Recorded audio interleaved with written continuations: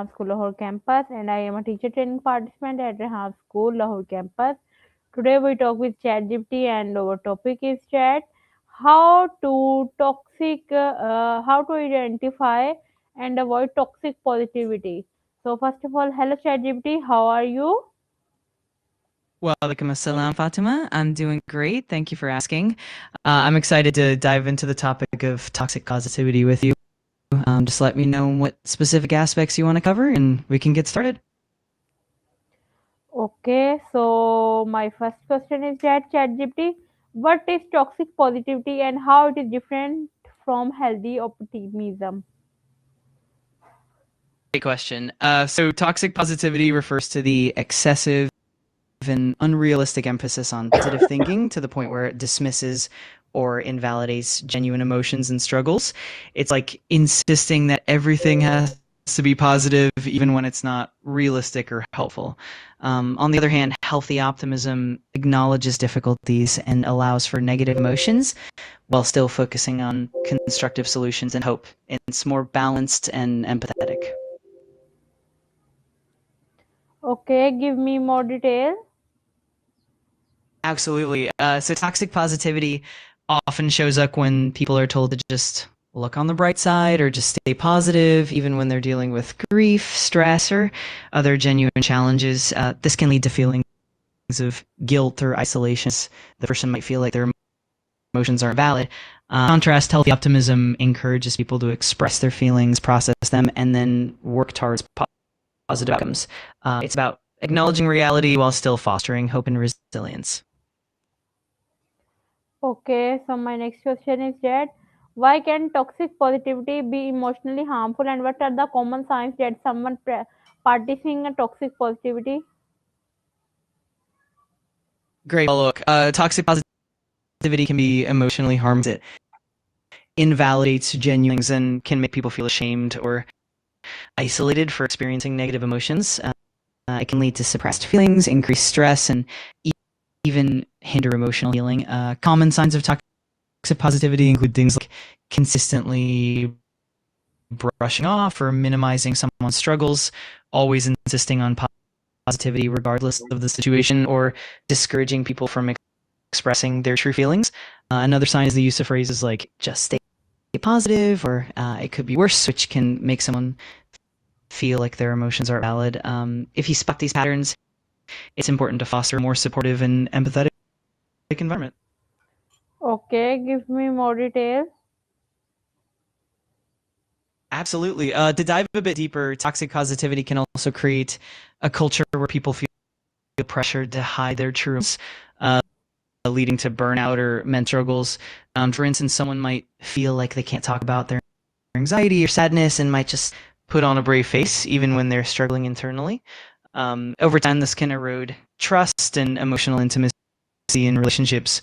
On the flip side, healthy optimism encourages open dialogue and validation of all emotions. It's about creating space for people to express themselves fully, and then supporting them and finding constructive paths forward. This balance helps build resilience and emotional well-being. If we can recognize and address these signs, it really helps promote a healthier, more supportive environment. Okay, my next question, how can phrases like just stay positive and negatively impact mental health and what situation does positivity become toxic instead of helpful? Absolutely. Phrases like just stay positive can have both positive and negative impacts. On the positive side, they can encourage resilience and help people focus on hope and solutions. However, when overused or applied in the wrong context, they can invalidate genuine struggles and make people feel guilty for having negative emotions.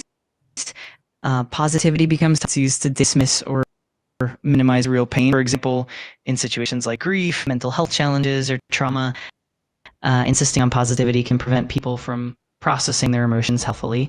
It can also create a barrier to seeking help and support. In short, the line between healthy positivity and toxic positivity is when positivity is used to genuinely uplift and support versus when it's used to bypass or ignore real emotions. Okay, give me more detail. Sure.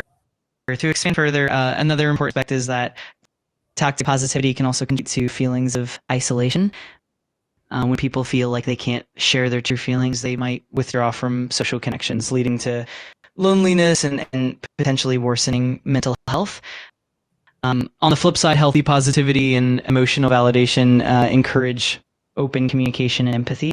When we acknowledge someone's struggles and allow them to express their emotions, process, and heal more effectively, this kind of supportive environment also promotes resilience and fosters mental well-being.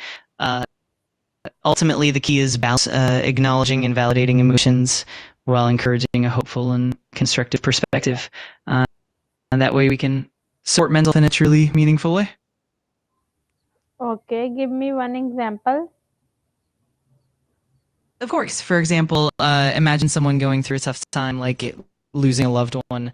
If a friend responds with, just stay positive, everything happens for a reason, that can feel dismissive and invalidating of their grief. It might make them feel like their sadness isn't acceptable.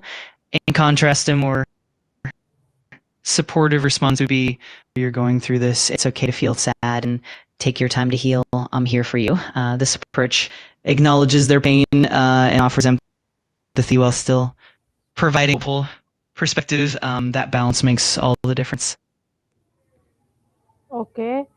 So my next question is that how toxic positivity affect relationship and communication, and what role does social media play in promoting toxic positivity?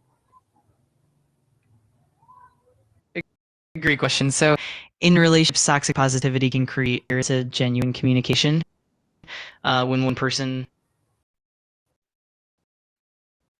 constantly encourages the other to stay positive, it can frustrate the other person and open about their struggles and amplifies toxic positivity through curated content that showcases only the positive aspects of life. People tend to share highlights and successes, which can create expectations and make others they're not measuring up. This can lead to comparisons, feelings of inadequacy, and and social media can play either fostering genuine emotional connections or, if not handled carefully, contributing to toxic positivity. It's all about maintaining balance and empathy. O- Of course, to dive deeper, in relationships, toxic positivity can sometimes lead to a lack of emotional intimacy. When one partner always tries to fix the other's feeling by promoting positivity, it can prevent the fully expressing their emotions and feeling understood. This can create a barrier to deep, meaningful connections. On the social media front, platforms often highlight positive aspects of life, like achievements or picture perfect moments, which can create unrealistic standards and lead to comparisons and self doubt. This constant exposure can make people feel that they're mindful of these dynamics and in authentic communication and empathy. We can counteract the negative effects and foster healthier connections and mental well-being. Okay. How can we identify toxic positivity in workplace or educational environment, and why it is important to acknowledge negative emotions?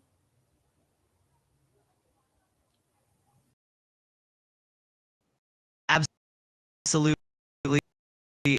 In workplace or educational environments, concerns or challenges, and instead are told to just positive or look on the bright side, create an environment where people feel they can't bring up legitimate issues. This can lead to unresolved problems, increased stress, and even burnout.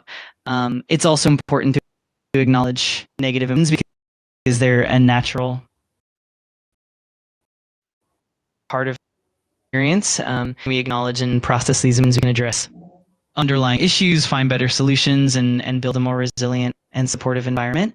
It also helps individuals feel heard and valued, which can improve morale, trust, and collaboration. In short, recognizing and validating all emotions, both positive and negative, leads to healthier, more productive, and more empathetic environments. Give me more detail.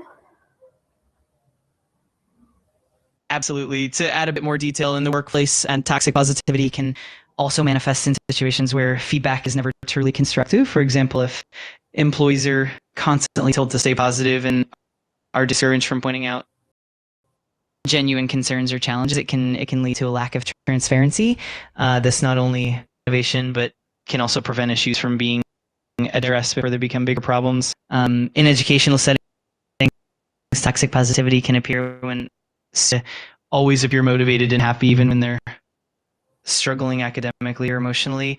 This can make them reluctant to seek help, leading to increased stress, anxiety, or even burnout. Ultimately, managing negative emotions is crucial because it promotes a culture of openness and trust that allows individuals to feel supported, which can ultimately lead to better problem solving, stronger relationships, and healthier environment too.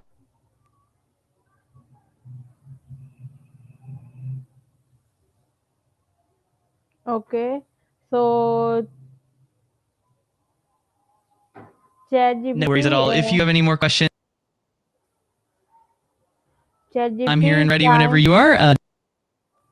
So ChatGPT, I want to end this Right. conversation with you because time is too much short for me. Okay, nice to meet you. We will meet again in the next interview and the new questions. Okay, Allah Hafiz.